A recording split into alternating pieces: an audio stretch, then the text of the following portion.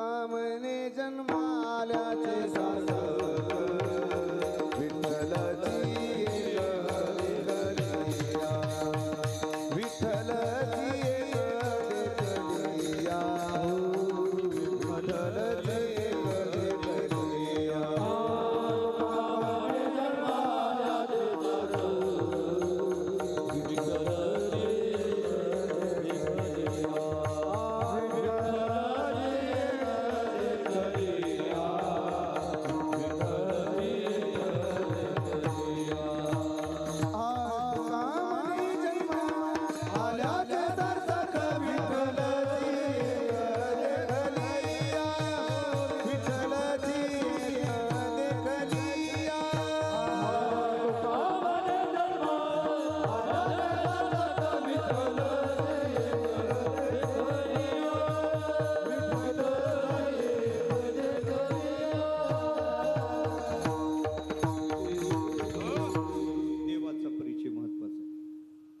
जन्माची सार्थकता देवाच्या परिचयात आहे, जन्माची सफलता साधूच्या परिचयात. दोन परिचय. सुफळ हा जन्म होईल येथून देता आलिंगन वैष्णवास. दोन परिचय महत्वाचे आहेत. माझा विषय एवढाच चालला. मग कधी तुकोबार देवाचा परिचय देतात, कधी साधूचा परिचय देतात. मग परिचय काही एक वेगळा, जसा आपला परिचय तसाच त्यांचाही परिचय. कधी कधी आपला परिचय आपल्या बोलण्यात होतो, तसं त्यांचाही परिचय त्यांच्या बोलण्यात होतो. कधी आपला परिचय आपल्या अस्तित्वान होतो, कधी त्यांचाही परिचय त्यांच्या अस्तित्वान होतो. कधी आपला परिचय आपल्या मला वाटते कार्यातून होतो, त्यांचाही परिचय त्यांच्या कार्यातून होतो. कधी त्यांचा परिचय त्यांच्या स्वरूपातून होतो, मला वाटते कधी आपलाही परिचय आपल्या स्वरूपातून होतो. वेगळ्या परिचयाच्या कशात घड्याळ मर्यादित आहे, टाकापुरतच रामायण करा, जास्त काही वेळ घेणार नाही. 9 ते 8 कराचं कीर्तन आहे ना, म्हणून मी मर्यादितच ऐका. कधी कधी व्यक्तीचा परिचय बोलण्यात होतो का नाही. मानस जाणीचे बोले, व्यक्ती बोलला का लक्षात येतो. उदाहरण सांगतो तुम्हाला. म्हणे ज्या अर्थी काम बिघडलं ना, तोच बोलला असला पाहिजे बरं का. कधी कधी बोलण्यातून कळतो. काही खेड्यातली मंडळी कुंभात गेले, काही त्यांना भगवे कपडेवाले 3 साधू दिसले. कोण असतील बरे, जिज्ञासा निर्माण झाली. त्यांची जात कोणती असली पाहिजे. साधूची जात विचारू नये.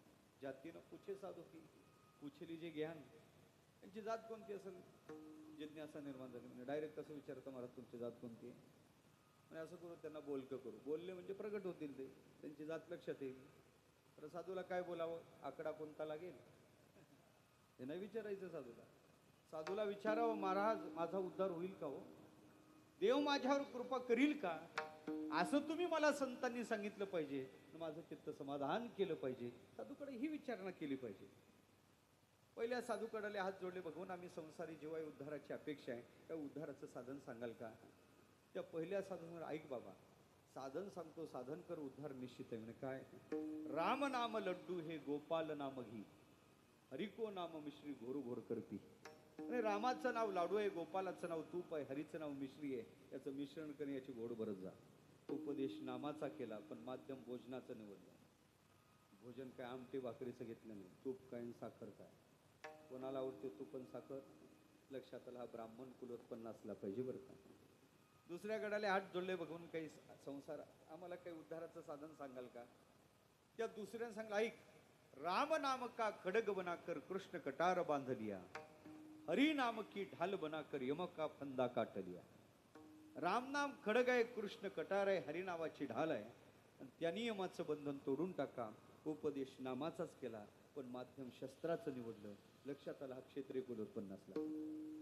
तिसऱ्याकडे आले, महाराज काही आम्हाला साधन. त्यांनी सांगितलं नाही. अहो त्यांच्यापेक्षा काही सोपं आलं तर काय करतो बाबा. म्हणजे दुकान आहे महाराज माझं, काय काय भेटते तुझ्या दुकानात, आणि काय दिलं म्हणजे उद्धार होणार आहे महाराज. त्यांनी विचारलं, तुझ्या दुकानात काही फळ आहेत का, काही वस्तू आहेत का. मी विचारतो, म्हणजे काय फळ आहे का तुझ्या दुकानात. म्हणजे आहे महाराज. मायफळ म्हणे आहे, जायफळ आहे, आणि मिरे गुरुणापासून ठेवू लागलो आहे, मिरे जिरे दररोज स्वयंपाकाला लागते म्हणून स्वयंपाकातला पदार्थ आहे ना दुकानात. म्हणे मग तुझा उद्धार झाला. म्हणजे महाराज काय म्हणता, दुकानातले साधे पदार्थ विचारताना उद्धार झाला असं काय म्हणता. ते नाही रे बाबा, तुझ्या स्थितीत तुला जर उद्धार अपेक्षित असेल तर दुकानात तू जातो ना महाराज. दररोज दुकानात बसावं लागते, भुसार मालाचं दुकान आहे, मी दुकानात बसतो. म्हणजे कधीतरी एखादा गिराईक तुझ्या दुकानात काय फळ मागाईल. हो ना महाराज, येते ना. मग मग त्याला काय फळ दे, पण लक्ष इकडे केंद्रित कर. हे सुद्धा काय फळच आहे. याला काय म्हणतो आपण? काय फळ. याला कायच म्हणतो ना, हे काय फळच आहे. एखादा तुझ्या दुकानात मायफळ मागाईल, दे मायफळ त्याला, पण लक्ष इकडेच केंद्रित कर. हे काय फळ, हे मायफळ आहे, मायचा परिणाम आहे. एखादा तुझ्या दुकानात जायफळ मागाईल, निश्चित आहे, दे त्याला जायफळ, पण याचाच विचार कर. हे काय फळ, हे मायफळ आहे म्हणून ते जायफळ आहे.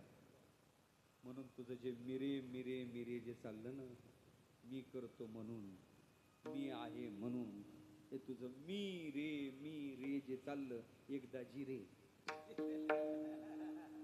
आलं लक्षात? हे मिरे मेरे एकदा जिरे. हिंगदेव विठ्ठल.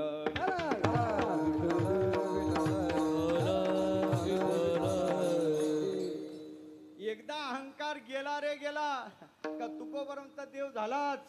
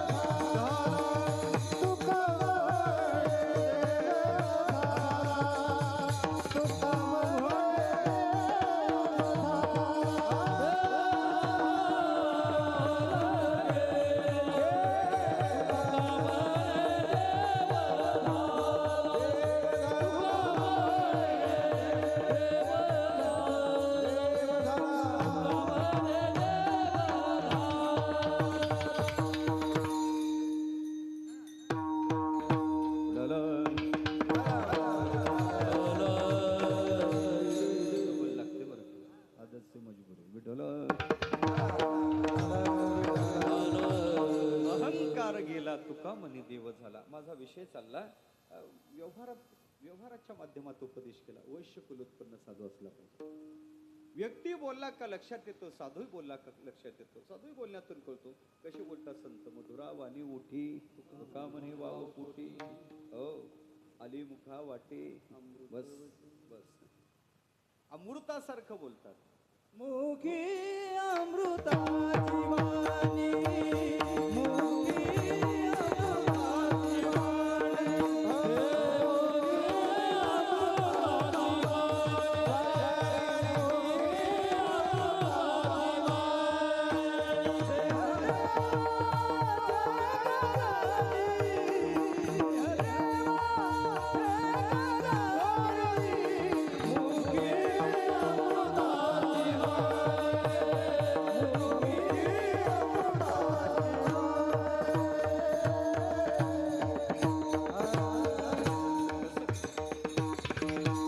अमृताची वाणी, देवाचे कारणे बोलतात. कसं मधुर अमधुर बोलतात. माझा विषय चालला बोलण्यातही साधू कळतो.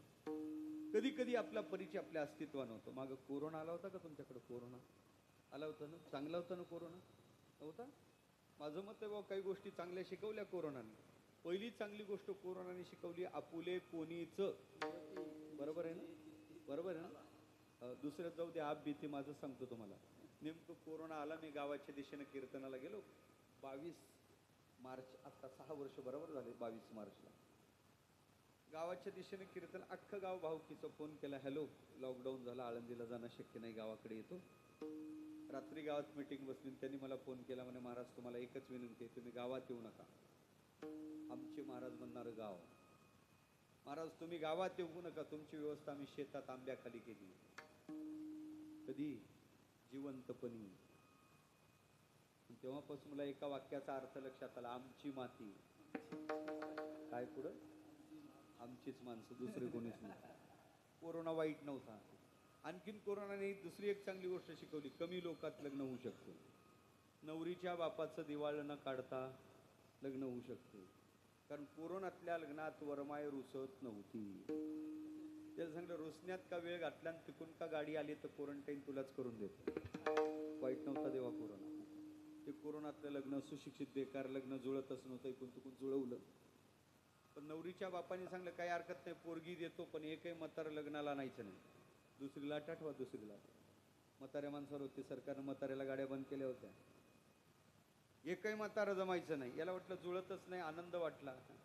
डायरेक्ट स्वीटमार्टमध्ये गेला, पेढे घेतले, घ्या पेढे, घ्या पेढे, घ्या पेढे. वाटत वाटत घरी आला, खाटेवर आजोबा होते, आजोबाच्या हातावर पेढा टेकवला. बाळा पेढा कशाचा? म्हणे आजोबा माझं लग्न जुळलं. म्हातारं म्हणे बरं झालं, मराय मोकळा झालो. म्हणजे म्हणे अरे कोरोनात लोक पटापट चालले, माझाही कधी नंबर लागेल सांगायचं मत नाही. एकच चिंता होती, नाताचं तेवढं राहिलं. आता उघड्या डोळ्यांनी लग्न पाहिलं, हाताने अक्षदा टाकील आणि एकदा बुंदी खाईल आणि मग गेलो तरी काय हरकत. ते म्हणे आजोबा लग्नाला यायला जमायचं नाही. का? म्हणे असं आहे. नवरीच्या बापानी सांगलं, एकही म्हातार आणायचं नाही. सरकारनं म्हाताऱ्याला गाड्या बंद केलेल्या आहेत. म्हाताऱ्या माणसावर कोरोना आहे. म्हातारं म्हणे मला माहित नाही, येणार म्हणजे येणार. पण तुम्ही आले तर लग्न नाही ना होणार, तो लहरी स्वभावाचा आहे. त्यांनी सांगलं, एकही म्हातारा दिसलं तर लग्न मोडलं बरं का, लक्षात घ्या. पण तुम्हाला यायला जमायचं नाही. म्हातारं म्हणे मला माहित नाही, येणार म्हणजे येणार. बरं जास्त तानाही जमत नव्हतं, कारण म्हाताऱ्यानं 7 बार आणखी स्वतःच्याच नावे ठेवला होता. हुशार होतो म्हातारं. काय करावं मोठा प्रश्न पडला. शेवटी रातभर झोप लागली नाही. सकाळी मित्र भेटले, म्हणे का रे काय कशाची चिंता? असाच आहे म्हणे. चल म्हाताऱ्याला सांगू. ते आले, नमस्कार केले. म्हणे आजोबा नाताचं लग्न वाटते. तर मग लग्न वाटते तर तुम्हाला यायला जमायचं नाही. ते म्हणे मला माहित नाही, येणार म्हणजे येणार. पण तुम्ही आले तर लग्न नाही ना होणार. ते म्हणे मला माहिती. अहो पण तुम्ही दिसले नाही पाहिजे. म्हणे दिसू नये अशी व्यवस्था करा. ऐकायला तयार नाही म्हातारं. काय करा मोठा प्रश्न पडला. लग्नाचा दिवस उजाडला, गाड्या आल्या, तरुण आलेत, गाडीत बसलेत. डीजे गाडीत टाकला. डीजेवर नाचाय बॉक्स लागतात, बॉक्स लागतात ना डीजेवर नाचायला. कोणते? हे नाही म्हणत मी. हो कोणते बॉक्स लागतात? हे नाही लागत. डीजेवर नाचायला बॉक्स लागतात. हा आलं तुमच्या लक्षात. बिस्लरी कोण म्हणलं? बिस्लरीचे नाही, पाण्याचेच लागतात, पण रंगीत पाण्याचे. आलं का लक्षात? ते बॉक्स गाडीत टाकले, डीजे गाडीत टाकला, तरुण गाडीत बसले. म्हातारं मागं लागलं. पोरगा ऐकतच नव्हतं म्हातारं. म्हणे आजोबा तुम्ही दिसले नाही पाहिजे. ते म्हणे दिसू नये अशी व्यवस्था करा, पण मी येणार. ते तरुणच होते. म्हणे ऐकत नाही. म्हातारं पोत्यात भरून घ्या. म्हातारं म्हणे पोत्यात तर पोत्यात, पण लग्नाला येणार. हट्टाला पेटलं होतं. शेवटी काय केलं, पोतं आणलं, पोतं गुंडाळलं, म्हातारं टाकलं आत. पाहता काय, वराड गेलं. वराड जिथं उतरते त्याला जानोसा म्हणतात, बरोबर आहे. जानोशावर वराड उतरलं. डीजे खाली उतरला, तरुण खाली उतरले, बॉक्स खाली उतरले, कोपऱ्या कोपऱ्यात बॉक्स गेले. तरुण तर होऊन आले. डीजे चालू झाला आणि पोरं नाचू लागले. म्हातारं पोत्यातच नाचू लागलं. तिथंच एका बॉटलची व्यवस्था केली. त्याच्यासाठी ते तो म्हणत होतो. काय करावं मोठा प्रश्न पडला. तिकडल्यानं पाहिलं, सगळे पेताड दिसतात, नवरदेवाने लावलेली आहे. आणि आता काय? म्हणे लग्न मोडा. कस काय मोडा? वराडी इथं आलं ना, मोडा कस काय? आणि अशी 8 टाका जेणेकरून त्यांना मंजूर होणार नाही. काय 8 टाका? काय 8 टाका? त्याने असं करा, नदीच्या पलीकडे जानोस आहे, तिकडे वराड आहे. त्यांना सांगा आमच्या गावची पद्धत आहे. काय? आमच्या गावची नदी गावरान तुपानं भरून दिली, अर्थात वाहती केली, तरच आमची पोरगी न्यायला जमते. नाही तर लग्न मोडलं म्हणून समजा. निरुप्यानं निरोप येऊन सांगितलं महाराज, नवरदेवाची तर उतरली. त्याच्यासोबत 4-2 असतात. काय म्हणतात तुमच्याकडे त्याला? हा काय बघा, त्याला लांडगे म्हणतात, म्हणून तुम्हाला विचारलं मी. काय नाव आहे त्याचं? लांडगे, सोकोने, काही भागात कलवरे म्हणतात. ती म्हणते म्हणे आपण सांगायला जाऊ. ते डुलत डुलत आले. नवरीच्या बापानं काठ्याच काढल्या. ए म्हणे बाबा तुझं काही जुळत नाही. 1-1.5-2 तास विचार केला, काही जुळत नव्हते. म्हणजे वेळ कशाला घालता, चला घरी. गाड्या वळवल्या. सकाळी जे चढलेली उतरू लागली. गाड्या वळवल्या. बस आता गाड्या न्यायच्या. एक म्हणे का रे, लग्न असंही मोडलं तसंही मोडलं, पण म्हाताऱ्याचा पोते जीव कशाला घेता? म्हातारं पोत्याच्या बाहेर काढा ना. एक जण पोत्याच्या जवळ गेला, पोत्याचा दोर सोडला. म्हाताऱ्यानं मान वर केली म्हणे का रे डीजे का बंद केला? अरे सकाळपासून त्यात आहे तू पाणी माग. डीजे का बंद झाला? म्हणे आजोबा असं असं झालं, नवरीच्या बापाने आट टाकली, आमच्या गावची नदी गावरान तुपानं वाहती करून द्या तर आमची पोरगी देऊ. मग इथं खायला तूप भेटत नाही, एवढं तूप आणायचं कुठं? मग लग्न मोडलं म्हणून तुम्हाला बाहेर काढायला आलो. म्हातार म्हणे का रे तुम्हाला काय डोके आहेत काय आकली आहेत? एवढ्या शुल्लक कारण कुठे लग्न मोडायचे असतात का? ते सोडायला त्यांनी पहिले म्हातार तपासलं याची उतरली का नाही. आजोबा पाण्यानं नदी नाही वाहती करायची, लोणकडे तुपानं वाहती करायची. मग बिचाऱ्याने आटच काय टाकली? शुल्लक ताट आहे, साधी ताट आहे, कोणी आणणार निरोप? म्हणजे निरप्या खाली आहे. म्हणजे त्या निरप्याजवळ नवरीच्या बापाला आपला निरोप द्या. म्हणे काय? त्याला सांगा आम्ही येते असंच तुपाची व्यवस्था केलेली, तुपाचे टँकर आम्ही सांगितलेलेच आहे, पण अडचण एकच आहे. म्हणे काय? तुमच्या नदीत पाणी फार आहे, पहिले नदी खाली करून द्या मग तूप सोडणं चालू करू. काय म्हणे ते? पहिले नदी खाली करून द्या मग तूप सोडणं चालू करू. निरप्यानं निरोप येऊन नवरीच्या बापाला सांगितला. ते नवरीचा बाप म्हणे का रे तुम्ही शोध घेतला त्यात एकही म्हातारा नाही? हो म्हणे पाहिलं एकही म्हातारा नाही. नाही त्यात एक तरी म्हातारा आहे, एक तरी. आणि हे तुम्ही कशावर म्हणता?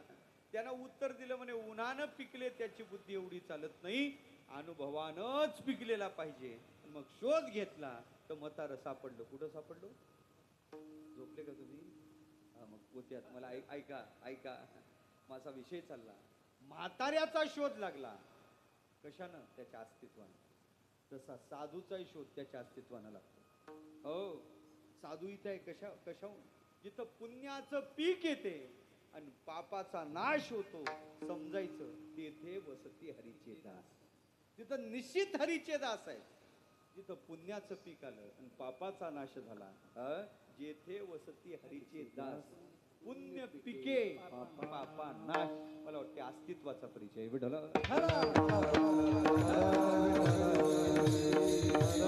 अशा परिचयाच्या कक्षा वेगवेगळ्या आहेत. आता किती सांगू, घड्याळ मर्यादित आहे आपल्याकडं. आज तुकोबार त्या संतांचा मला परिचय देतात, पण कोणता परिचय देतात?